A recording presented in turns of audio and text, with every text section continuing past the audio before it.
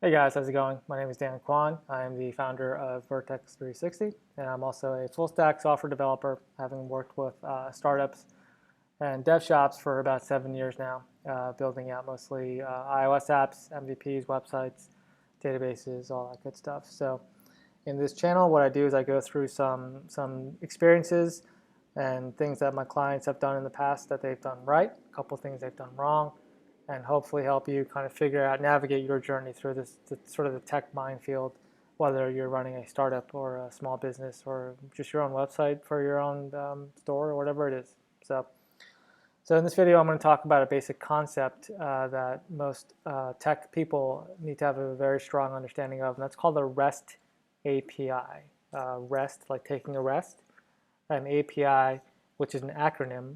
API, it stands for Application Programming Interface.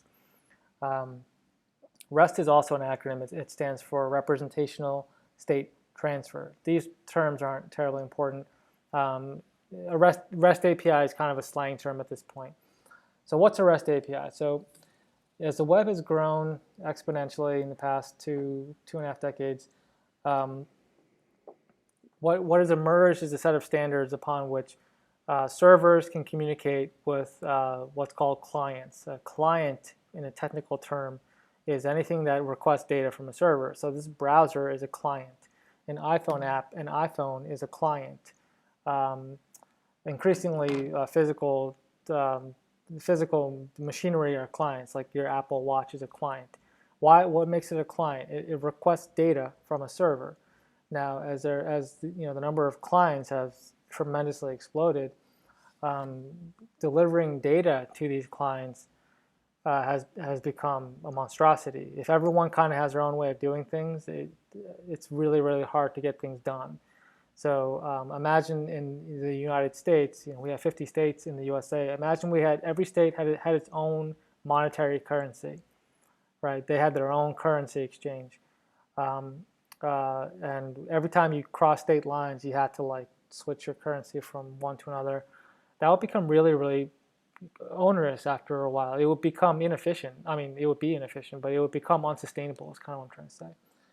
So that's what was starting to happen with the web. And so over time, a set of standards has sort of evolved that the tech community has sort of agreed upon to use to to request and deliver data, and that's done through what's called a REST API. Um, the details here aren't terribly important, but the concept was invented in 2003 by a PhD student, actually, from UC San Diego, I think. His name is Roy Fielding. And basically, he invented the concept of REST API in his dissertation. That's pretty impressive for like basically a grad student, a non-doctoral student. Oh, he had not earned his doctoral degree yet. I think that was how he earned his doctoral degree.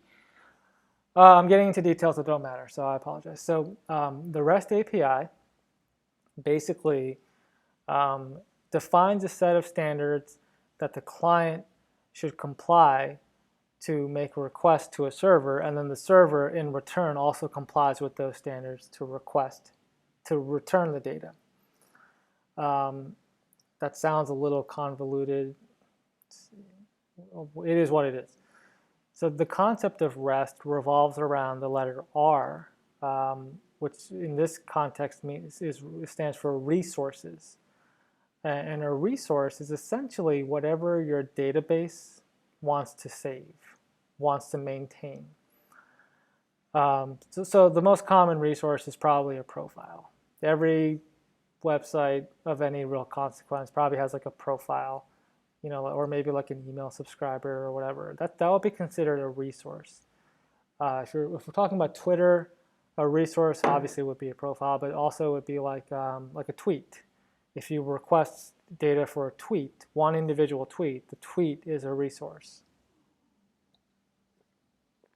I don't know if Twitter has this, but maybe like groups, like that would be like a resource in a Facebook API. Facebook doesn't use REST, but if they did, it would be a group would be a resource. A page would be a resource. Basically, anything that you want to store to the database is a resource. Facebook uses what's called the Graph API, which they invented.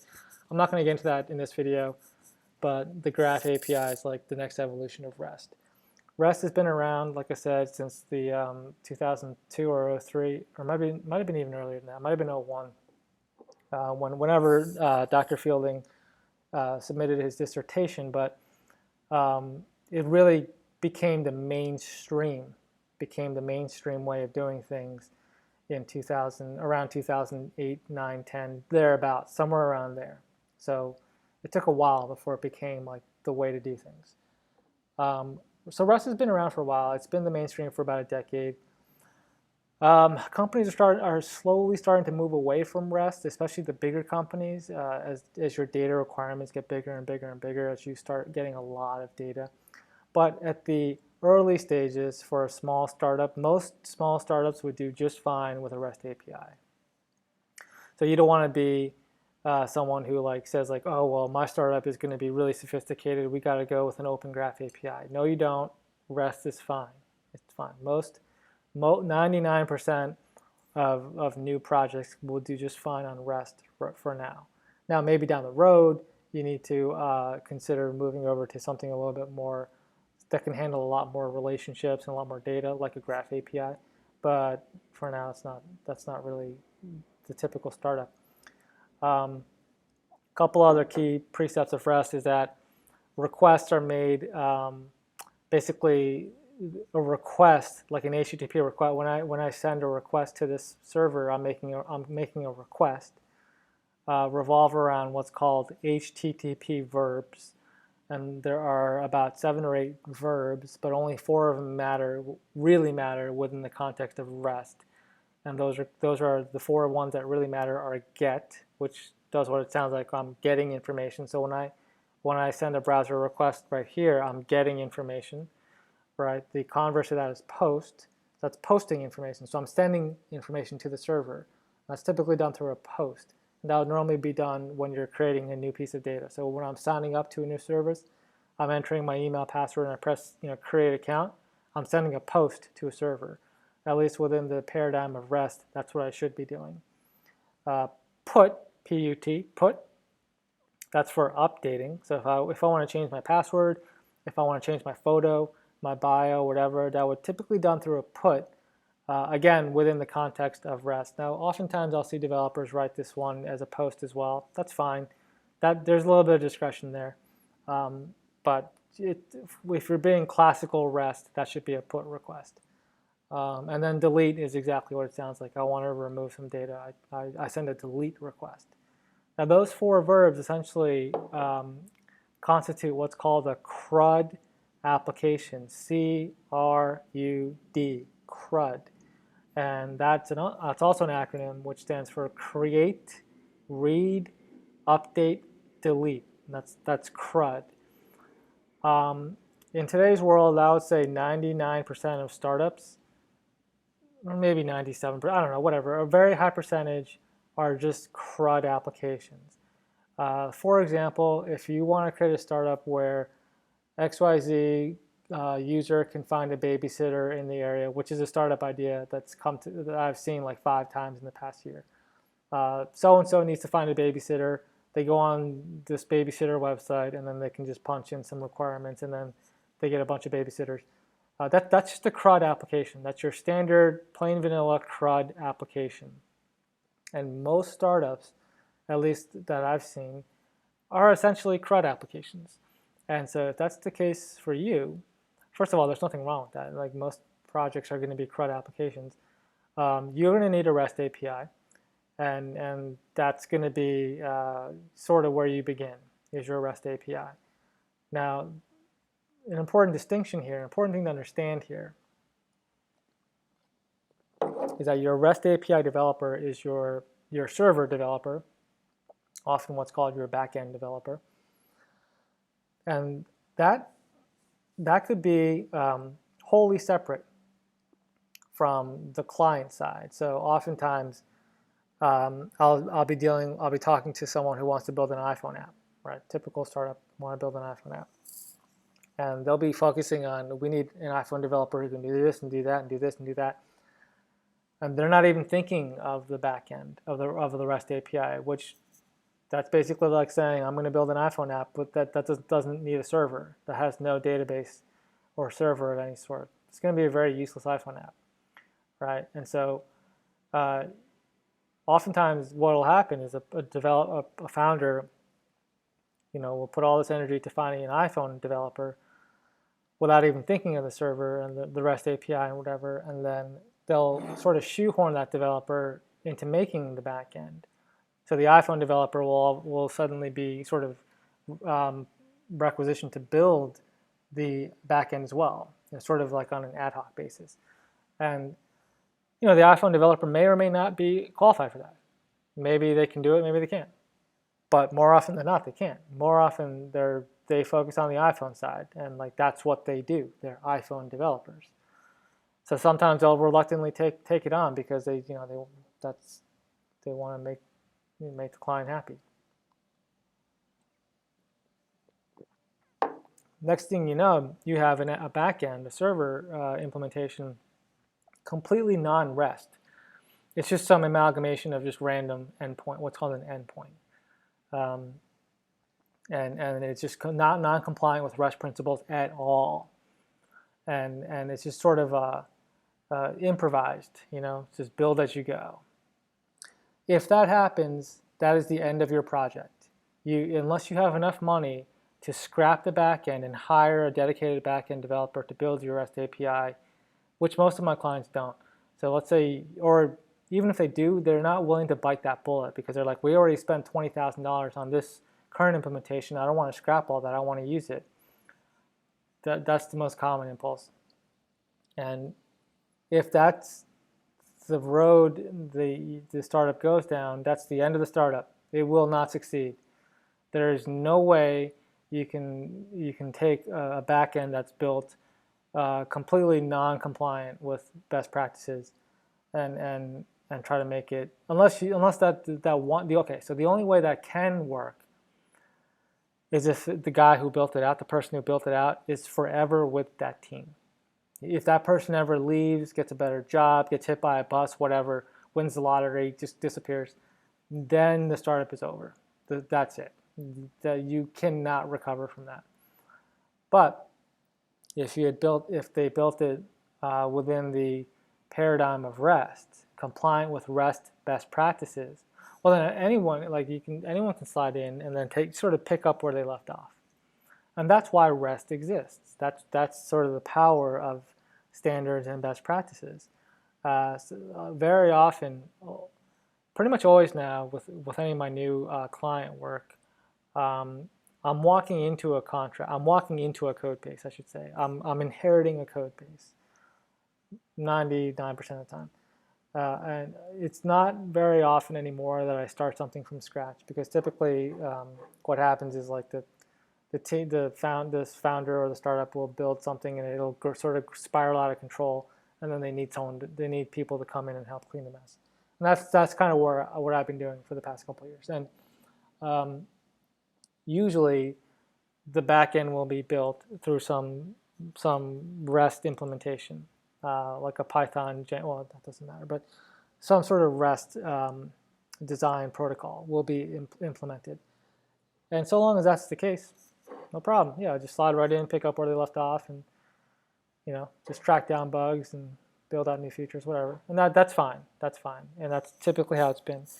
If it's not REST, then we have a situation where I've got to go in and learn whatever the previous developer did, figure out whatever wacky logic they decide to implement for whatever nonsensical reasons, work within those confines, because the founder usually doesn't want to do a rewrite because they already spent $35,000 on the current implementation. But what they don't understand is now they're paying me more money to learn that implementation, and I'm not going to take a discount on that. Like, I'm going to charge my full rate, because that has no benefit for me beyond that specific assignment. So once the contract is up, it's not like I'll use any of those concepts again anywhere else, because it's a non-standard implementation.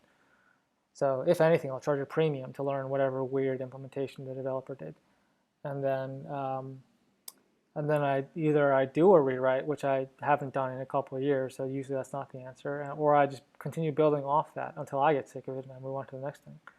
So that's the reason REST is what it is. It's just a standard that we've all agreed to. It's really that simple.